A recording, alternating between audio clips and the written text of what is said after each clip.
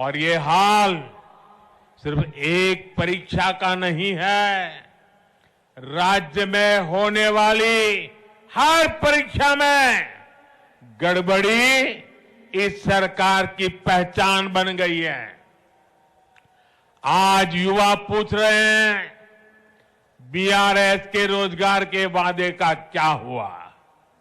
हर महीने बेरोजगारी भत्ता देने का वादा करके बीआरएस ने इस वादे को भी पूरा नहीं किया।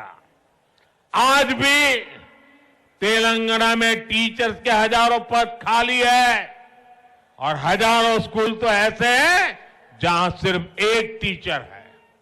आप मुझे बताइए, तेलंगाना के युवाओं को धोखा देने वाली, उनके भविष्य से खेलने वाली बीआरएस सरकार जानी चाहिए कि नहीं जानी चाहिए? ये सरकार जानी चाहिए कि नहीं जानी चाहिए? इनको हटाना चाहिए कि नहीं हटाना चाहिए? हर गांव गली से हटाना चाहिए कि नहीं हटाना चाहिए? ना कुटुंब सभ्युलारा,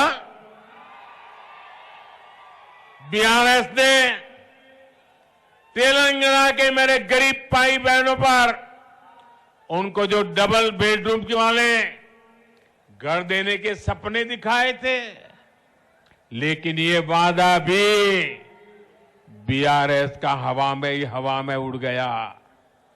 एक तरफ बीआरएस का ट्रैक रिकॉर्ड है तो वहीं बीजेपी का सेवा काल भी है।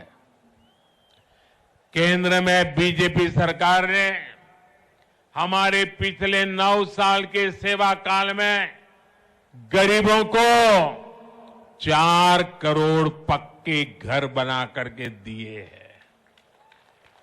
पीएम आवास योजना अर्बन के तहत तेलंगाना में भी शहरों में 2,50,000 से ज्यादा घर बने हैं। हमने गरीब की हर चिंता का, हर जरूरत का ध्यान रखा है।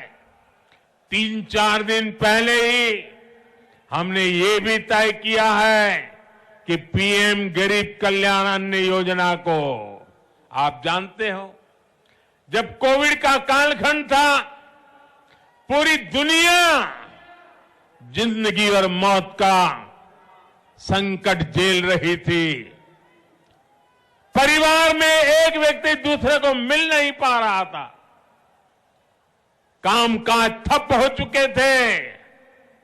तब गरीबी से निकला हुआ मोदी, जो गरीबी को भली भांति जानता है, समझता है, गरीबी को जी करके आया है, उसने तय किया, कितना ही संकट क्यों ना आ जाए, मैं गरीब के बच्चों को भूखे नहीं सोने दूंगा।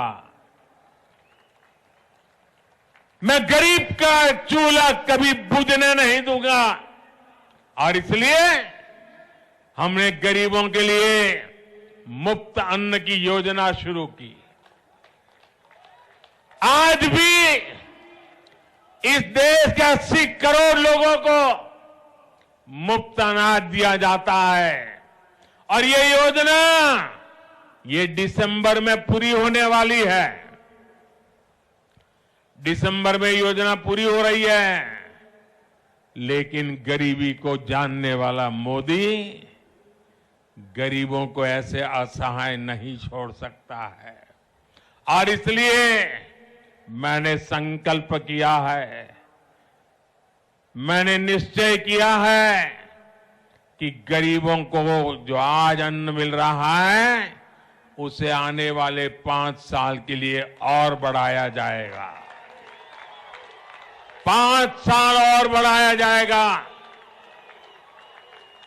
आप सब अपना मोबाइल फोन निकाल करके फ्लैश चालू कीजिए, गरीबों के कल्याण में आपके मोबाइल की फ्लैश चालू कीजिए। गरीबों के कल्याण के लिए मोबाइल की फ्लैश चालू कीजिए।